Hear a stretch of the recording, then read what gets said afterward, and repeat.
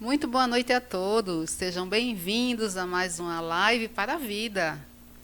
E hoje nós vamos abordar um tema muito interessante. O nosso tema hoje é postura correta e saúde, como evitar dores e lesões no trabalho. E para isso nós temos uma convidada toda especial, que é a doutora Eveline. Ela é fisioterapeuta e muito mais, vocês já vão conhecê-la. E ela vai nos trazer hoje dicas e orientações para que tenhamos uma postura correta e tenhamos mais saúde. Então, com vocês, doutora Eveline. Boa noite, Boa Eveline. noite, Jeane. Seja muito bem-vinda. Obrigada, é um prazer estar aqui com você. É uma honra ter você conosco aqui na nossa live. E eu gostaria que você dissesse para o nosso público que está acompanhando a nossa live quem é a doutora Eveline. E então, antes disso, eu gostaria de parabenizar a iniciativa da Uninter, né, de estar desenvolvendo e abrindo um espaço como esse aqui, de debate, né, de aprendizado e compartilhamento. Então, vocês estão de fato de parabéns. Obrigada. Com relação ao meu currículo, né, eu tenho a graduação em fisioterapia, eu me formei em 2005. Em 2007, eu iniciei a minha especialização em fisioterapia do trabalho. A ênfase da minha especialização na época também foi em ergonomia, né, da minha especialização. Logo depois, eu fiz algumas formações dentro da área de fisioterapia do trabalho para atuar de uma forma, digamos assim, mais ampla com a ergonomia, né, que foram cursos de perícia judicial, que eu passei a trabalhar desde 2015, Nossa, que eu trabalho dentro dessa área, né, tanto como assistente técnica, como também perita judicial e como ergonomista, né, fisioterapeuta do trabalho, mas a ênfase do trabalho sendo a ergonomia, de fato. E após essas formações, porque cheguei a fazer formação em alguns métodos também dentro da área de ergonomia, tais como o método Okra e métodos diversos, né? Tem cursos que nós fazemos dentro da área que eles são assim, eles abordam diversos métodos, mas para uma determinada área de atuação, especificamente, né? Dentro da fisioterapia do trabalho. E por fim, eu finalizei o mestrado em engenharia de produção dentro da linha de ergonomia também. nossa, Então, a ergonomia é a área que basicamente hoje eu me debruço e trabalho. É um perfeito. prazer falar com você sobre isso. Então, você que quer fazer fisioterapia, você vai conhecer hoje uma área bem interessante de atuação que talvez você não tivesse ideia de como é ampla, né, Eveline? Isso. E hoje a Eveline ela vai trazer para a gente aí as informações a respeito dessa área, como é que você pode atuar. Fica ligadinho aí. E se você quiser fazer fisioterapia, aqui na Uninter nós ofertamos curso semipresencial de fisioterapia. Temos uma turma começando agora no dia 31 de março, então corre para cá que nós temos as melhores condições para você, tá? Então vamos lá, vamos começar esse bate-papo com essa convidada que eu não posso perder a chance de explorar bastante o conhecimento dela. Eveline, me fala aí, por que que a postura no trabalho é um tema tão importante? Olha só, Jeane, agora há pouco, ao apresentar esse mini currículo, eu te falei que a minha área de formação é fisioterapia, né? E que eu atuo dentro da ergonomia. Então, a ergonomia ela é uma ciência extremamente ampla, tá? Ampla a ponto da gente imaginar uma abordagem que ela perpassa em várias possibilidades de atuação, em que uma dessas possibilidades é justamente a biomecânica, é o movimento humano, né? Então, por que que será que a biomecânica ela é uma área tão importante dentro da ergonomia? Aí, falando a respeito disso, eu vou te responder o porquê da postura ela ser, né, a boa postura ela ser tão importante na prevenção de doenças e Sim, por que que adotar uma boa postura no trabalho é preventivo, é crucial para o não adoecimento, sim, né? Porque esse movimento, a biomecânica do ser humano no trabalho é uma esfera extremamente determinante.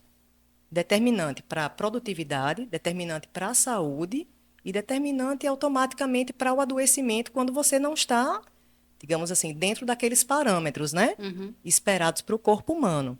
Então, é de extrema importância, né? Se adotar uma boa postura no ambiente de trabalho. E quais são os principais problemas causados pela má postura no trabalho? Olha, Jeane, eu te diria que o principal problema da má postura é a doença relacionada ao trabalho, né? Eu falei um pouco da multicausalidade e eu volto a falar a respeito disso.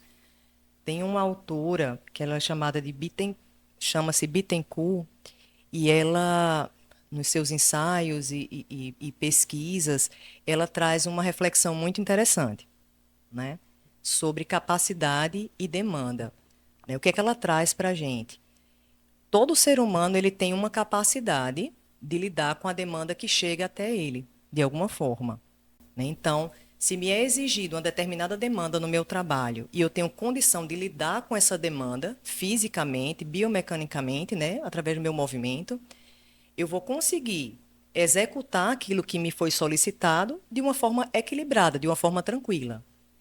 Entretanto, se essa demanda que me é solicitada, ela ultrapassa a minha capacidade de lidar com aquilo ali, o que é que eu vou gerar? O adoecimento, né? Então, uma das formas de você ultrapassar o limite de lidar com as demandas é adotando uma má postura. Então, a má postura é uma esfera que interage com outras esferas, que não só a má postura, existem outras, por exemplo, a forma como esse trabalho ele é organizado, a saúde desse indivíduo, a idade, o peso, né? E tantas outras questões. Até o sexo do indivíduo ele é determinante no desencadeamento das doenças relacionadas ao trabalho, que são as LEDORT, né? E a postura ela é um item dentro dessa gama de possibilidades. O desencadeamento da doença, que seria o fator principal Sim. da má postura, ele é multifatorial, ele nunca é direcional. Ou seja, eu adotei uma má postura, eu vou adoecer? Normalmente associada a essa má postura, eu não só tenho uma má postura quando a gente está no ambiente de trabalho. Eu tenho muitas vezes um ritmo acelerado, eu tenho uma meta exacerbada, eu tenho uma cobrança ilimitada, eu tenho uma péssima relação com o chefe, eu tenho uma relação que não é muito boa com os meus amigos de trabalho. Então, perpassa. Eu tenho a questão postural, mas eu tenho aí aspectos psicossociais e até aspectos que ultrapassam aquela situação de trabalho, né? Ou seja, chegam até a minha vida. Então, eu sou sedentária? Se eu for sedentária, eu vou ter uma probabilidade muito maior em desenvolver uma doença relacionada ao trabalho. Entretanto, cada um desses aspectos, eles são determinantes? Sim, no adoecimento e no desencadeamento dessa doença. E a postura é um dos principais. Por isso que se bate tanto na tecla da boa postura. E a gente muitas vezes imagina, adotei uma má postura, adoeci. Não necessariamente, Uhum. né? Mas ela tem um peso determinante junto com esses demais fatores para o desencadeamento dessa patologia. É todo um conjunto, né? Todo um conjunto. Isso Nossa. mesmo. E como a ergonomia pode ajudar a evitar essas dores e lesões no ambiente do trabalho? Bom, a ergonomia, ela é uma ciência, como falei aqui no início, muito ampla. Então, assim, eu tenho que falar a respeito disso para falar um pouco da potencialidade que a ergonomia tem no sentido de intervenção. Então, você imagine, Jeane, uma situação de trabalho em que você tem ali um ser humano interagindo com uma ferramenta de trabalho e você tem um trabalho que ele é organizado de uma determinada forma.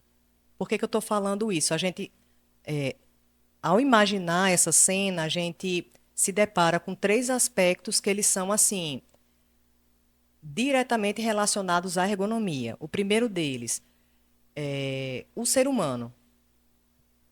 Então, você imagine o ser humano dentro desse mundo que é o ser humano, de mudanças fisiológicas, de limitações e potencialidades que esse indivíduo tem, de relações fora o trabalho e relações dentro do trabalho. Então, a gente já tem uma questão aí. Ou seja, o que é que você está querendo dizer com isso? Que a ergonomia interfere na esfera ser humano. Aí a gente tem essa mesma ciência interferindo na esfera ferramenta de trabalho, né? Adaptando esse ambiente ao indivíduo, né? Tem uma frase que ela é muito associada à ergonomia, Qualquer pessoa que leu a respeito de ergonomia vai lembrar dessa frase, que é a seguinte: a ergonomia ela é a ciência que ela adapta o ambiente ao homem, e não o homem é um ambiente. Eu não vou chegar ao meu posto e eu tenho que me adaptar a ele. Ele tem que se adaptar a mim. Então, a partir dessa premissa, a gente entende que a gente tem a preocupação com o ser humano, a adaptação dessa ferramenta que ele utiliza para desenvolver o seu trabalho, mas também como esse trabalho é organizado. O que é que vai adiantar a gente ter um posto de trabalho extremamente adaptado e organizado, um ser humano dentro daquilo que é esperado em termos de saúde, em termos fisiológicos, e a gente tem um trabalho completamente desorganizado, né? Então, assim, a ergonomia ela tem essa visão pluri para contribuir. E ela dispõe de uma ferramenta que ela é extremamente importante para quem é ergonomista, para quem trabalha dentro da área, para quem é um fisioterapeuta que se interessa, né, em trabalhar dentro da área e vai conhecer um pouco mais, que é a análise ergonômica do trabalho. Então, ela é uma ferramenta que ela te leva a analisar e abordar uma situação de trabalho dentro dessa pluralidade, né? Então, assim, é isso que a ergonomia tem a me oferecer. Quer dizer, ela tem uma intervenção profunda dentro da problemática que gera a doença. Entendi. Essa é a questão. Por quê? Dentro do ambiente de trabalho, a gente tem abordagens mil que a gente poderia conversar aqui, entender. É como, por exemplo, a prescrição de uma medicação. Ela tem que ser bem prescrita, né? Do mesmo jeito, uma intervenção para prevenção. Então, não, eu vou fazer isso. Tá, você vai fazer isso e você vai obter esse produto X. Mas se você quer a prevenção, produtividade, tudo isso aqui, então você vai ter que ter essa abordagem pluri. Não tem como você sair daqui. Então, o que é que eu estou querendo dizer, né? Em outras palavras, não adianta em determinadas situações você ir ali e alongar um trabalhador. Eu estou interferindo numa pequena parte do ser humano, mas eu estou esquecendo ali da ferramenta, da organização do trabalho. Então, finalizando, a ergonomia é essa ciência que ela vai com profundidade avaliar as situações de trabalho para prevenir de forma eficaz. Muito bacana, Seria né? isso. Uma verdadeira aula aqui hoje para você, viu? Que gosta desse assunto, fica aí ligadinho que vai vir muito mais por aí. E o que caracteriza uma boa postura ao trabalhar sentado? Boa pergunta, Giane. Porque a postura sentada, na realidade, o que a fisiologia ela nos diz? A fisiologia do ser humano, que nós não toleramos bem uma postura mantida por um tempo prolongado. Então, muitas vezes a gente diz, não, o trabalho ruim é o trabalho na postura sentada. Não, o trabalho ruim é aquele que eu ando muito, ou então que eu fico trabalhando de pé, parado. Na realidade, se eu me prolongar muito, vai ser ruim, independente da postura. Mas, especificamente, a postura sentada, ela tem alguns agravantes, né, Nossa, relacionados a ela. Para você ter noção, na postura sentada, eu aumento em 70% a sobrecarga sobre os meus discos lombares. Então, nossa. eu já tenho uma intervenção grande aí na região lombar. Então, quem trabalha muito tempo sentado vai entender um pouco do que eu estou falando aqui, né? Até por queixas e sintomas mesmo. Então, é aquela lombar que ela queima, sabe? É aquele desconforto que começa devagarzinho e ao final da jornada de trabalho você não sabe onde colocar muitas vezes as pernas. Começa a surgir aquele edema, aquele inchaço nos membros inferiores. Então, você tem uma série de sintomas associados a ela. Por quê? Porque ela foi mantida por um tempo prolongado. E qual seria a postura ideal? A postura ideal no trabalho sentado vai depender do tipo de trabalho. Por exemplo, é uma postura sentada de frente para um computador, então eu tenho que ter, por exemplo, um monitor regulável, uma cadeira regulável. Se essa perna ela fica pendente, eu tenho que ter um suporte para essas pernas, né? Para que eles não fiquem pendentes e automaticamente, as pernas pendentes, e automaticamente eu tenha alterações vasculares, por exemplo, né? Então, em linhas gerais, a gente tem que ter uma postura neutra das articulações, né? No caso, por exemplo, da cervical, do pescoço, você não pode ter nem a cervical ela flexionada excessivamente, nem ela estendida. Então, você tem que ter aqui, essa postura neutra é aquela que você nasceu fazendo, executando, E você, ao realizar e ao ficar com sua cervical naquela postura, você tem a sensação de que você está bem. A sensação de conforto, né? Perdão, justamente. Sensação de conforto. No caso, Eveline, a pessoa que trabalha sentado, né? Que é o caso de muitas pessoas que a gente conhece, em especial na indústria, né? De onde você já veio Isso mesmo. também. Qual seria o intervalo que você sugere que a pessoa se levante, estique as pernas? Uhum. Que às vezes, o pessoal que trabalha em produção, especialmente, tem uma demanda de trabalho muito grande, né? Tem meta para bater. E às vezes Isso até mesmo. para ir ao banheiro, a pessoa fica ali evitando, se segurando para não levantar. Mas para que a saúde da gente não venha fazer uma cobrança posterior, qual seria o Isso. tempo máximo que eu deveria permanecer sentado e a partir daí levantar e me alongar e fazer alguma coisa? Jeane, normalmente, pela literatura, a cada 50 minutos, nós devemos levantar 10. Eu costumo dizer assim, que na correria do dia a dia, nem sempre você vai conseguir fazer isso de uma forma muito britânica, né? Verdade. Perdão.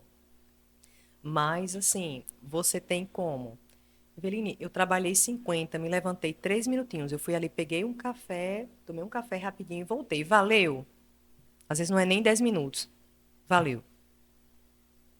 É melhor do que você, muitas vezes, passar 2, 3, 4 horas ali sentada na postura, né? Na postura sentada mantida ali, direto, sem intervalo. Não faça isso. Né? Essas micropausas, elas são essenciais, independente do tipo de atividade. A mesma orientação eu dou para aquela pessoa que trabalha de pé. Né? Então, tem que existir micropausas ali para que ela pare, ela realize aquela alternância de postura, ela sente alguns minutinhos e ela retome o trabalho dela normalmente. Aí eu também gosto de salientar que, às vezes, as micropausas para o empreendedor, elas são algo que não abrilhanta tanto os olhos do empreendedor no primeiro momento, mas elas têm relação direta com a produtividade, com a prevenção de doenças e automaticamente com a redução do número de afastamentos. Ou seja, se esse empreendedor, ele de fato, ele quiser fazer um bom trabalho, no sentido dele ter uma preocupação com o trabalhador, afinal de contas, o trabalhador é, é tudo, é o que move a empresa, é o que É. move aquela indústria, né? Ele vai parar para analisar que ele vai ser bem mais produtivo. E que muitas vezes essas pausas que foram tiradas ali estavam dentro do cálculo da meta produtiva, que por vezes ele calculava. E que às vezes ele não consegue compreender. Ele tem um número que é exigido daquele trabalhador, né? E por vezes o trabalhador está naquela ânsia de entregar o número, o empregador está na ânsia de receber o número, e acaba que a saúde ela vai ficando em segundo plano. Ou seja, o que eu estou querendo dizer, ele tem como pausar, entregar o número e todo mundo vai sair bem dentro do processo. Não é esses 10 minutos que você vai pausar que vão repercutir numa redução de produtividade de maneira alguma. Isso é literalmente mito, certo? Então, assim, pausar, parar o seu trabalho, mudar a sua postura, é uma questão de sobrevivência, fisiologicamente falando. Então, deve ser feito, deve ser adotado. Eu vou me lembrar Né? disso a partir de amanhã. Tá bom, Me vamos diz, lá. agora vamos entrar numa parte aqui que é bem crítica. Como é que o uso do celular e do notebook podem afetar a saúde das pessoas? Pois é, Giane, a gente está falando aqui sobre postura, É, né? E eu diria assim que a gente está se preparando aí para uma epidemia de hérnias cervicais, nossa, né? Encurtamentos, é uma má postura que tem uma tendência assim a crescer de uma forma, sabe, bem exacerbada. Quem tem um pouco na fisioterapia, tem um pezinho lá na parte clínica de atendimentos ortopédicos, vai entender o que eu estou falando. Então, por vezes, era relativamente raro a gente receber, vamos supor, uma síndrome de desfiladeiro torácico, que eram algumas patologias, né, cervicais, né, relacionadas à cervical, e outras questões. Era bem raro. Hoje em dia já é algo bem comum, né, dos fisioterapeutas receberem, justamente por essa adoção, né? E aquela questão que a gente estava no início do nosso bate-papo, eu já falava, né? Quer dizer, eu não tenho que me adaptar, né? Aquela estrutura tem que ser adaptada à minha pessoa.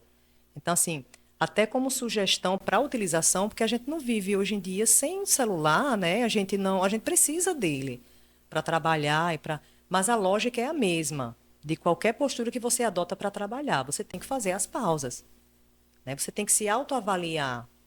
Aquela questão do senso crítico que a gente tem que ter para tudo na vida da gente, a postura tem que estar dentro desse, né, Dessa dessa avaliação. avaliação, sabe? Quer dizer, eu estou usando meu celular. Será que eu estou bem? Será que eu estou adotando uma postura neutra? Ou minha cervical, estou o tempo inteiro assim, né? Aí há de se falar, por exemplo, que eu vou olhar o celular. Num breve momento, eu fiz isso aqui. Gente, será que, nossa, eu vou desenvolver. Não, não é nesse sentido. A má postura e o desenvolvimento da doença, além daqueles, eu falei da né, causalidade, ela está relacionada diretamente à postura, à frequência e à duração. Né? Então, é aquela pessoa que eventualmente olha, verifica o celular. Não, ela tem que estar tranquila, ela não vai adoecer usando o celular. Mas tem aquela pessoa que ela vai ultrapassar o limite e ela corre um sério risco de adoecer literalmente. Né? Então, aí a gente tem a questão das tendinites, tudo que relaciona a cervical, a punho, né, a cotovelo, tem total relação com a utilização, né, de computador e celular também. Interessante, eu só pensei no pescoço. Você já falou de punho e cotovelo, né? Isso. Por isso que é bom falar com quem entende do assunto, né? Que a pessoa vê da forma macro a coisa, eu estava vendendo a coisa micro, realmente. E de que forma cadeiras e mesas ajustáveis podem ajudar esse indivíduo? Uhum. É aquela questão de adaptar, né? Como a gente está falando, o posto de trabalho ao ser humano. Então, assim, quanto mais adaptável esse posto ele for, mais ele vai, digamos assim, te deixar confortável, mais ele vai promover uma postura neutra, né, de trabalho, mais ele vai prevenir, menos o trabalhador vai adoecer e vai dar tudo certo. Aí, um detalhe que é primordial é o seguinte: a gente tem aqui no Brasil o que? A gente tem venda de cadeiras que são reguláveis. Então, por exemplo, se a minha cadeira for regulável, eu não tenho que ter a mesa regulável. Não tenho. Não é obrigado, né? A mesa ela vai ter lá uma altura entre 70 e 72, 75, tá tudo bem, que é o que normalmente é adotado aqui no Brasil. Então, a minha mesa é fixa, tá tudo bem? Tá tudo bem. Agora, a sua cadeira tem que ser regulável. Porque de acordo com a tua medida antropométrica, você vai regular na altura ideal, né? E, enfim, aí você vai ver. Será que eu preciso de um suporte para pés? Né? Será que a mesa ela já me oferece um suporte para os membros superiores? Ou eu preciso de um suporte para braços que seja regulável? Então, vai variando de caso para caso. Por que eu estou citando essa questão da mesa fixa? Porque ficaria extremamente caro se comprar todo o mobiliário regulável. Né? Então, na parte prática mesmo, um dos itens sendo regulável, a gente já consegue lidar bem, já consegue adaptar da forma que é para ser. Aí só existe uma exigência, que inclusive é a exigência legal, que são para os trabalhadores de telemarketing. Para esse público especificamente, a mesa tem que ser regulável. Que interessante, né? Olha aí. Isso mesmo. Os nossos seguidores estão parabenizando pelo tema Ai, abordado, ótimo. assunto muito importante para todos. De fato, né? É uma aula. A Uninter sempre traz aquilo que é interessante para você aprender muito mais. Eveline, quais são as dores mais frequentes causadas pela má postura? Olha, quando se fala em má postura no trabalho, eu tenho uma infinidade aqui que eu poderia te falar. Nossa, Existem anexos, inclusive, do INSS, estudos muito aprofundados dentro dessa questão. Por quê? Porque hoje a gente tem trabalhos no que a gente fala de nexo técnico epidemiológico, né? Que o que é isso para ambiente de trabalho? É adoecer fazendo aquilo que eu faço. Então, muitas vezes, você desenvolve uma determinada patologia que ela já tem relação direta com a sua atividade de trabalho. Vamos citar um exemplo? Uma costureira que desenvolve, por exemplo, tendinite de ombro ou uma tendinose de ombro, normalmente, quando ela se afasta do trabalho, já existe automaticamente o nexo de causalidade daquela tendinose de ombro com a atividade que ela realizava. Então, é algo que vai enveredando, né? Ou seja, uma má postura, um trabalho mal organizado, né? A organização do trabalho questionável. E a gente tem aí o indivíduo, que a gente acende também uma luzinha, né? Quem é esse indivíduo? A gente está falando algo bem genérico, né? Desencadearia essa doença. Então, eu tenho na má postura possibilidades de alteração em todas as minhas articulações, Jeane, em todas as áreas da coluna. Então, a gente vai cervicalgias, né, dorsalgias, que são as dores no tronco, lombalgias, que são, né, tudo que tem essa algia significa dor, inflamação. Então, você teria aí as inflamações lombares e nas articulações, de um modo geral, né? Tendinites e tudo mais. Inclusive até artroses. Artroses de joelho, a gente nem imagina. Nossa.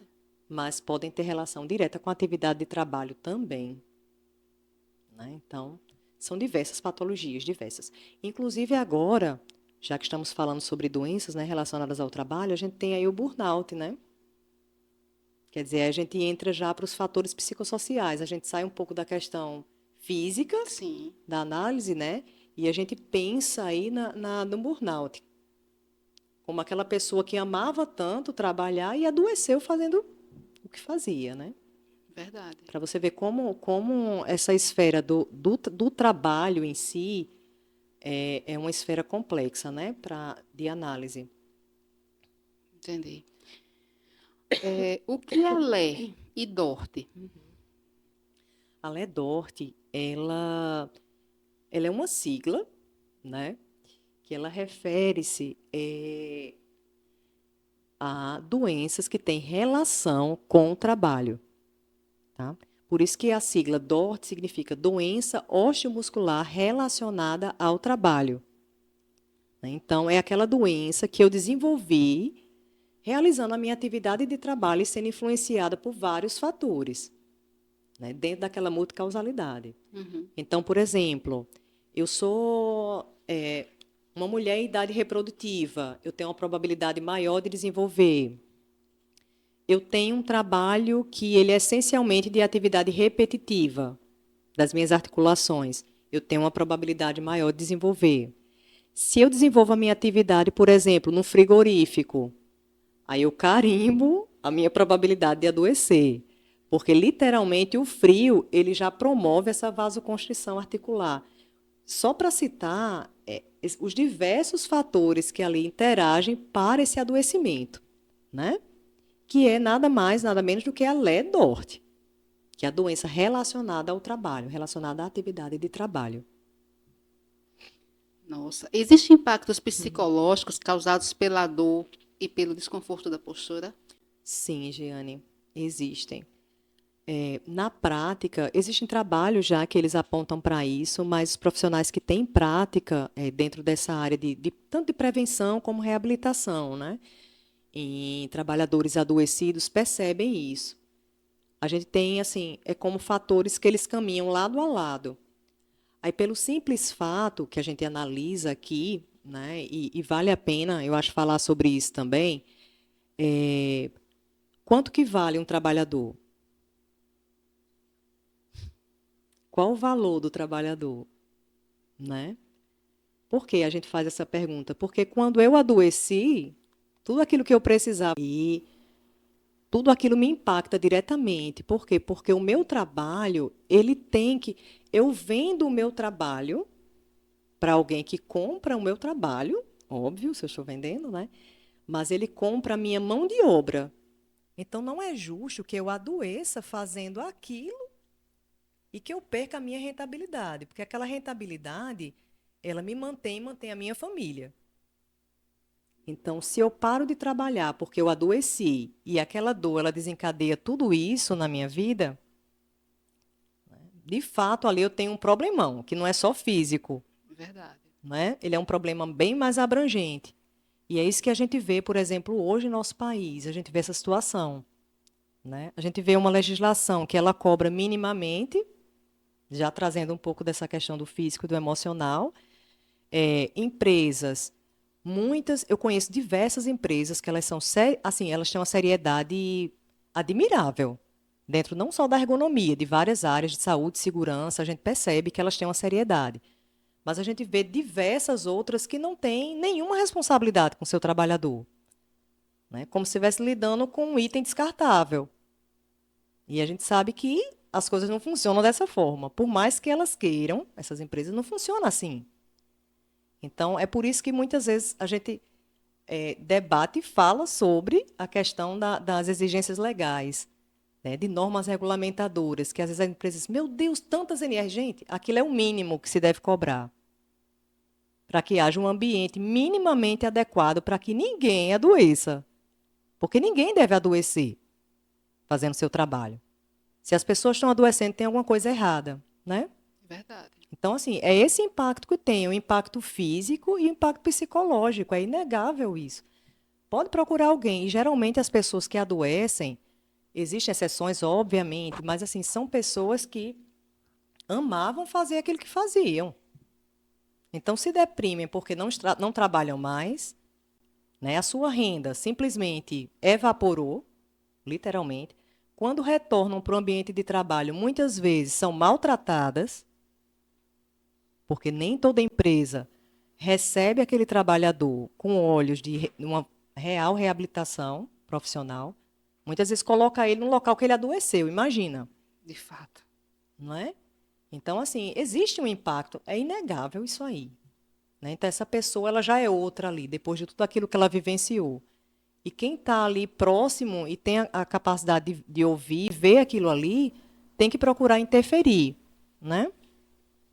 Então, por isso que no início aqui da live eu estava parabenizando pela iniciativa, porque todas as pessoas que estão ouvindo, ou que um dia vão ouvir isso aqui, e pensam em graduar, por exemplo, em fisioterapia e entrar dentro da fisioterapia do trabalho, que é uma área excelente, eu sugiro para qualquer profissional que queira, mas também já entrem com essa análise, né? De como conseguem interferir ali da melhor forma possível. O pior, Eveline, é que a maioria dessas doenças, elas não têm cura, né? Elas têm Uhum, ali um tratamento paliativo, a pessoa melhora, mas não ficam isso. mais curadas, elas não voltam a ser sãs como elas já foram um dia, né? Isso Então, mesmo. a importância da prevenção, do cuidado consigo, de pensar que você não tem como fazer um milagre e voltar a ser a pessoa saudável que você já foi, né? O importante é não adoecer, né? É verdade, Giane. E assim, essa questão de adoecer é aquela. Lembra que a gente falou no início daquela de capacidade de demanda, né? Quer dizer, Sim, ultrapassou-se a capacidade de lidar com aquilo que é cobrado, a pessoa simplesmente adoeceu. Aí, falando do adoecimento físico, vamos supor, você rompe um tendão. Esquece.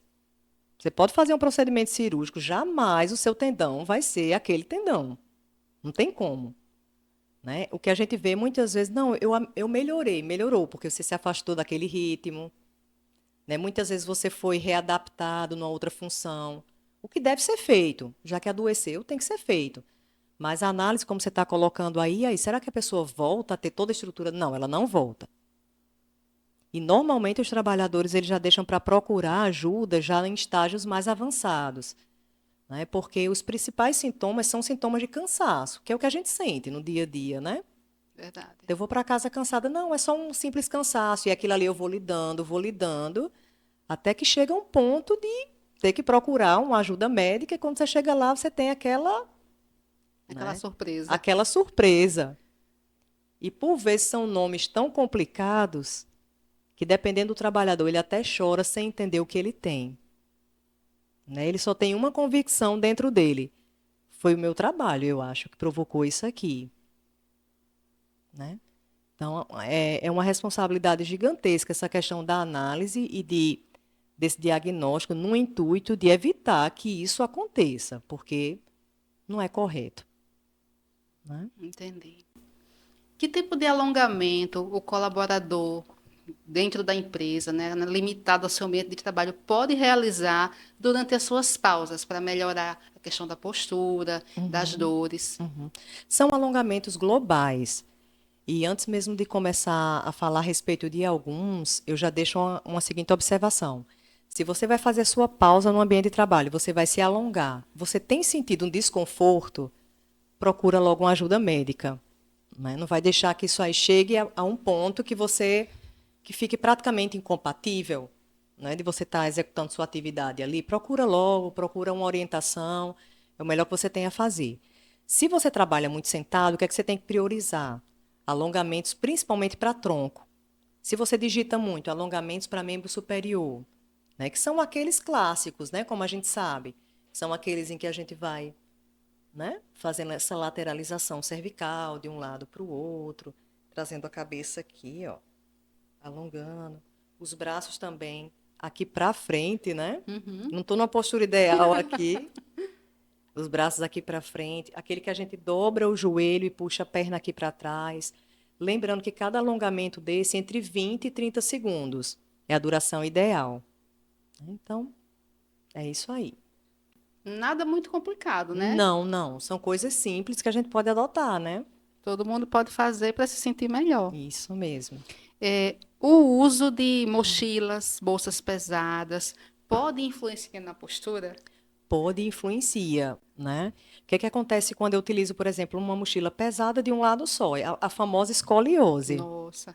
né? Quando você tem um lado da coluna que é mais elevado do que o outro. Então, a orientação é simples. Nós estamos agora vivendo uma era do minimalismo, né? Então, assim, menos é mais. Vamos abrir nossas bolsas, ver o que tem ali em excesso, que não precisa estar levando todos os dias. Deixa aquilo ali, leva a mochila com que, de fato, a gente vai utilizar e descarrega a carga para os dois ombros, né? Normalmente. Para quem usa muita carga, vamos supor, computador, sempre, tem aquelas mochilas de rodinha que já se utiliza para adulto com rodinha, porque as crianças Sim. já adotam, o que é muito bom, né? Eu vejo hoje em dia.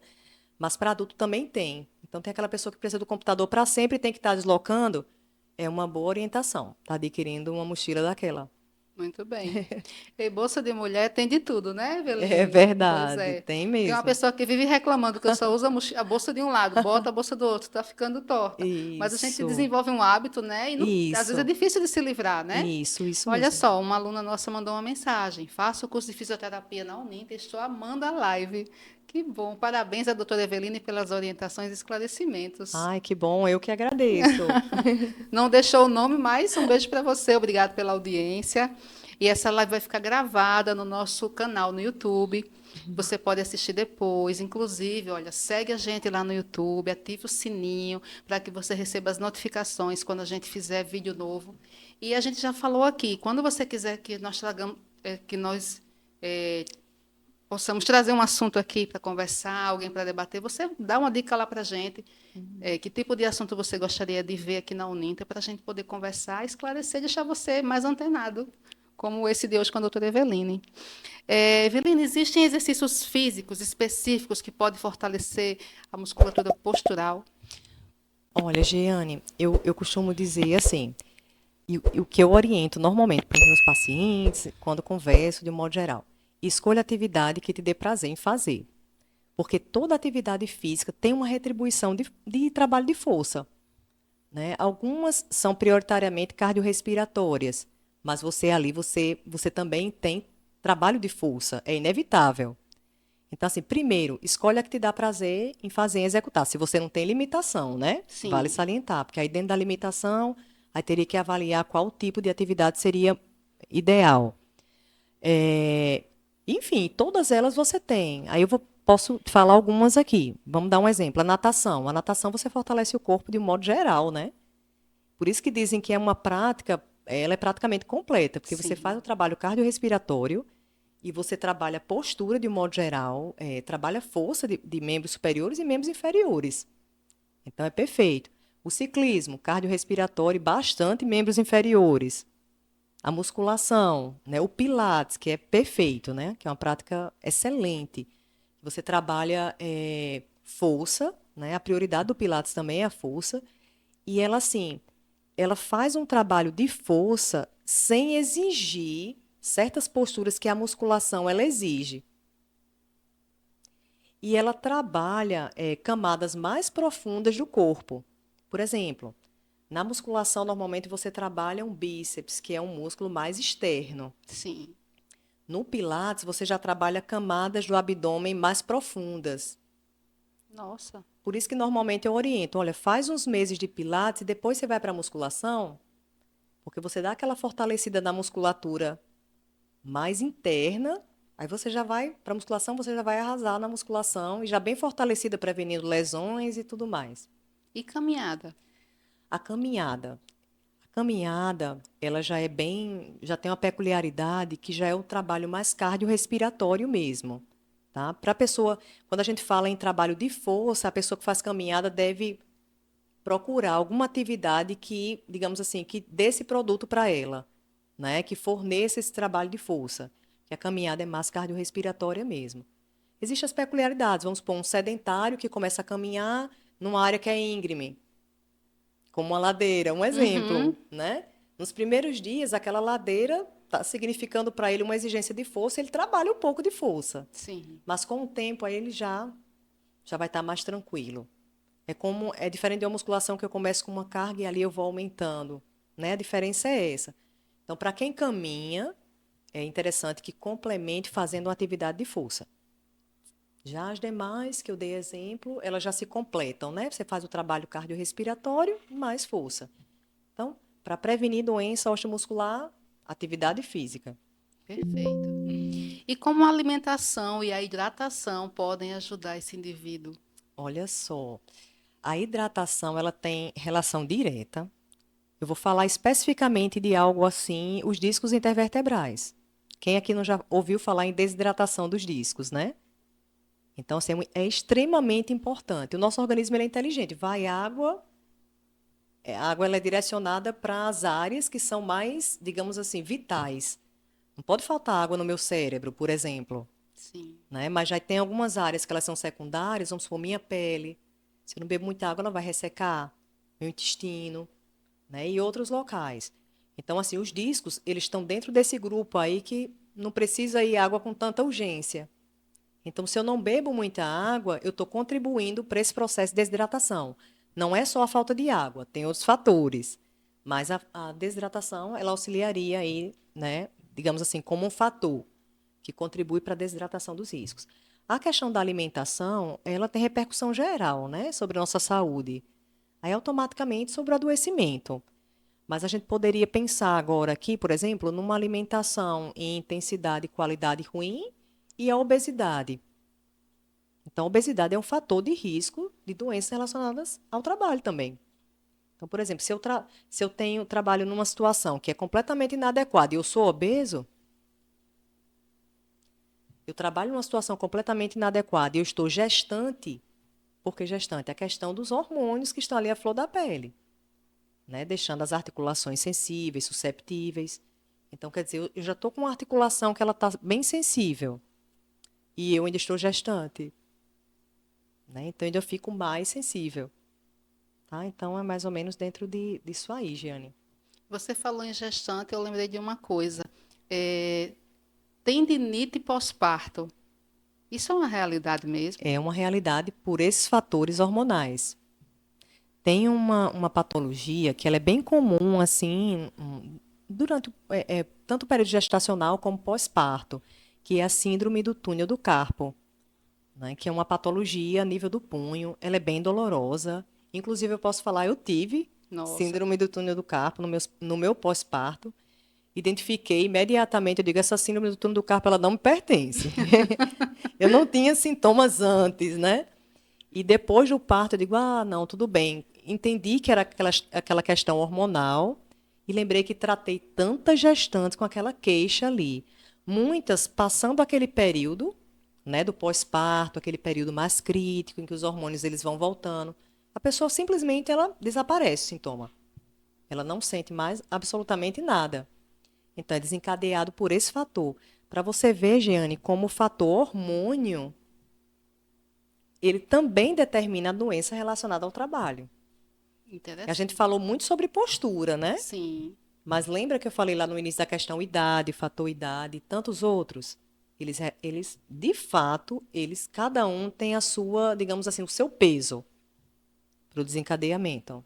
Então, no caso da tendinite, por exemplo, que foi a minha pergunta, ela pode atingir mesmo alguém que nunca teve tendinite antes, naquela questão pós-parto, Pode sim, em detrimento da questão hormonal. e aí depois a pessoa fica sarado. Fica. Agora, passa por momentos bem complexos. Vamos supor, no caso, especificamente do caso, né, que você estava relatando, que é o pós-parto, né? Sim, Então, é um momento que aquela mulher, ela quer estar muito próxima do bebê, ela vai ter que segurar aquele bebê para ela vai ter que segurar o bebê para amamentar, né? Então, assim, por vezes ela já vai precisar de uma outra pessoa ali auxiliando, que ela não vai conseguir. Dependendo desse bebê, se ele é pesadinho, se não é, enfim. Com o tempo vai ficando, né? Ainda mais. Então, assim, é um desafio para lidar. Mas pode se desenvolver sem sintoma.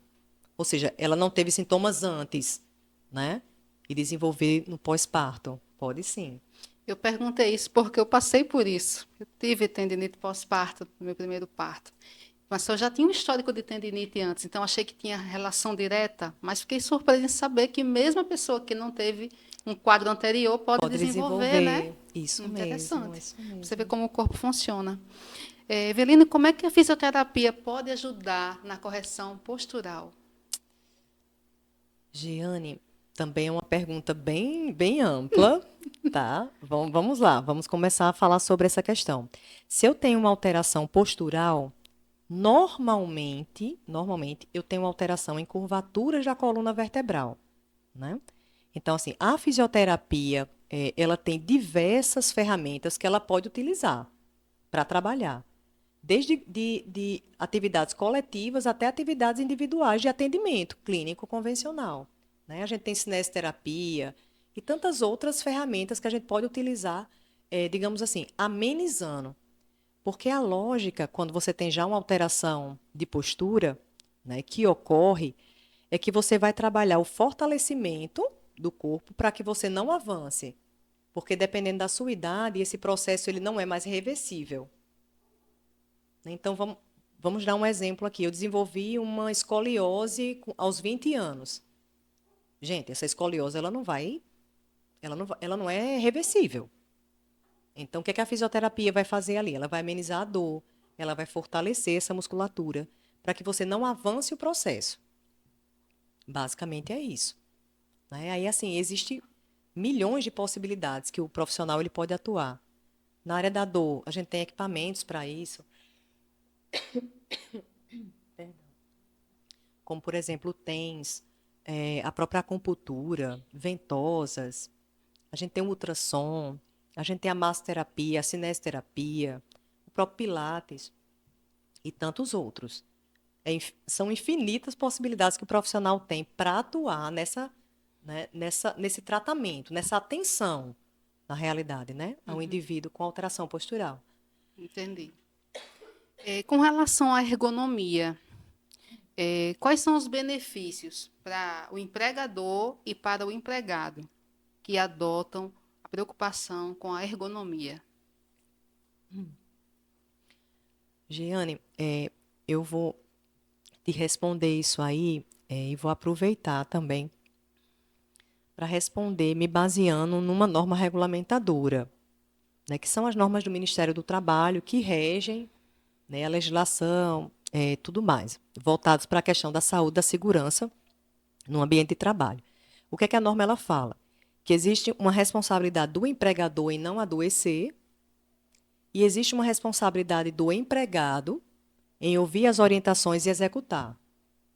Ou seja, a gente passa a entender aí que existe uma pessoa que ele tem a obrigação de deixar tudo prontinho para que aquela pessoa que vai chegar ali trabalhar, trabalhe da forma correta. Então, se tudo isso for feito, tranquilo. Dentro da nossa cultura aqui no Brasil, o que é que a gente tem? A gente tem, por exemplo, normalmente, empresas que não se preocupam muito com esse. Antes de abrir a minha empresa, eu quero que tudo esteja preparado para essa pessoa, né? A gente tem, por exemplo, uma ergonomia que ela interfere muito já a empresa em andamento, e a gente tem trabalhadores já dos mais diversos tipos, né? Tem aquele que quer trabalhar e muitas vezes ele quer crescer na empresa, ele quer continuar fazendo o que ele faz. Tem aquele que está ali por um período, todo tipo de orientação que ele ouve, ele não está muito preocupado em executar. E tem aquele que, mesmo executando, parece que está adoecendo, porque o ambiente não está adequado. Então, assim, a gente tem mil possibilidades dentro do que a gente viu, né? Mas, para esse empregador deixar todo o ambiente de trabalho adequado para ele não adoecer, ele vai precisar da ergonomia, né? E esse trabalhador também, para que ele compre a ideia e ele faça o que tem que fazer também, ele vai precisar da ergonomia. Então, o papel da ergonomia é esse meio termo, é fazer essa empresa ela ser mais produtiva do que ela é e fazer com que esse trabalhador ele não adoeça, pelo simples fato que não é para adoecer realmente, né? Executando o trabalho dele. Então, basicamente é isso aí. Você falou isso, eu lembrei de uma empresa que eu conheci que tinha um programa de ginástica laboral e que os colaboradores se negavam a fazê-la. Né? E uma parte dos colaboradores para fazer o momento da ginástica laboral, e muitos achavam que aquilo era uma bobeira, nada a ver, não vou fazer. Porque tem gente que é difícil de compreender essas coisas, né? Isso, é verdade. Então, às vezes, o empregador está ali investindo no colaborador para que ele tenha uma saúde melhor, mas o próprio colaborador se nega, às vezes, a usar um EPI ou de participar de um Isso, momento desse, porque acha que não faz diferença para a vida dele, né? isso. Aí, a longo prazo, ele vai colher os frutos ruins, né, da escolha. Isso. Eu costumo dizer assim, que para a vida a gente tem que começar de algum lugar, né? E grande parte dos trabalhadores, dependendo até do ramo de atividade, eles não têm tempo de fazer uma caminhada de 15 minutos. Então, a pergunta que eu sempre fazia, quando trabalhava com ginástica laboral, era isso. Você não tem como tirar esses 8 minutinhos, né? Às vezes, o supervisor ele estava ali incentivando, a própria empresa incentivava e ele se negava, né? Entretanto, a gente sabe que é uma atividade que você tem que fazer de forma também espontânea. Então, também cada um tem os seus porquês, né? Uhum. Às vezes é um ambiente de trabalho que não acolhe muito.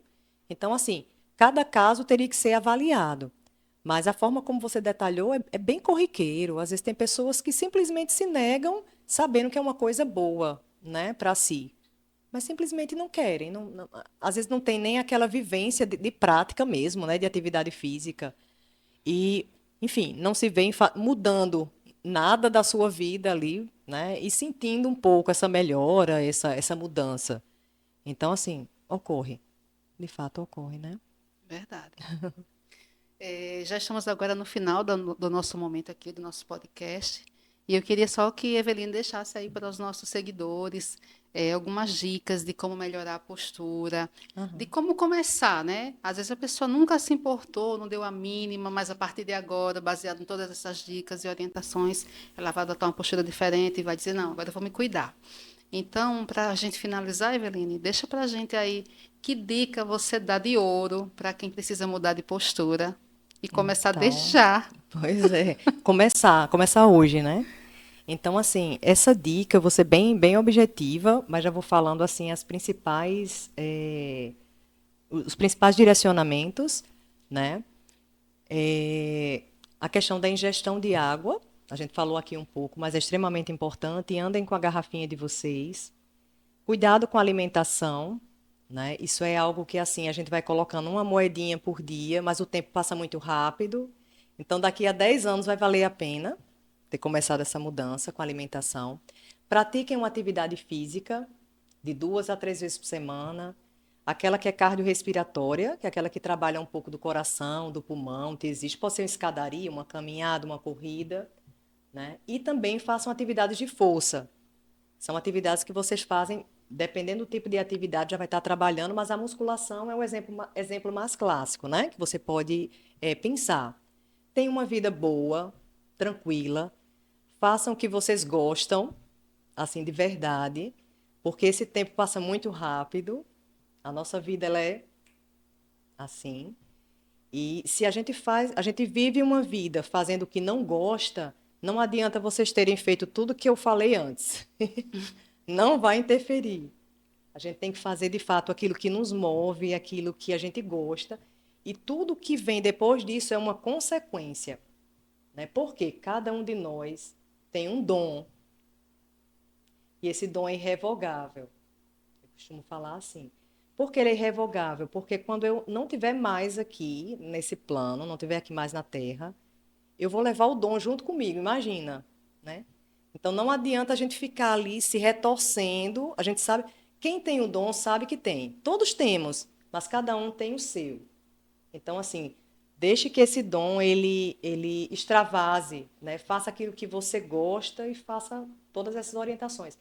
Observe o seu ambiente de trabalho, né? Se questione, será que esse trabalho que hoje eu faço, ele de fato me valoriza por aquilo que eu sou? Ou eu estou fazendo assim uma. Essa demanda que está me chegando aqui é tão grande, não faz sentido nenhum para mim e parece assim que eu vou explodir a qualquer momento. E às vezes a gente não tem aquela coragem de sair de um ponto e ir para outro e fica ali, né? Agarrado dentro daquela situação. Perceba que tudo que a gente falou aqui, essas dicas que eu estou dando, foram a nossa fala aqui hoje, na nossa conversa, né? Foram sobre cuidados pessoais, fatores psicossociais e ambiente de trabalho.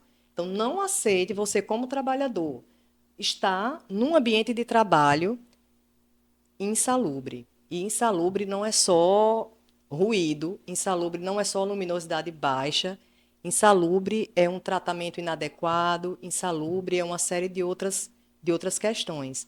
Então, assim, à medida que a gente reconhece o nosso valor também, tudo isso interage de uma forma muito grandiosa e nos leva ao verdadeiro lugar onde cada um de nós deve estar, que são lugares muito bons, né? Basta que a gente pague esse preço também, né? A gente caminha até lá, acreditando nesse sonho e sendo movido por esse dom.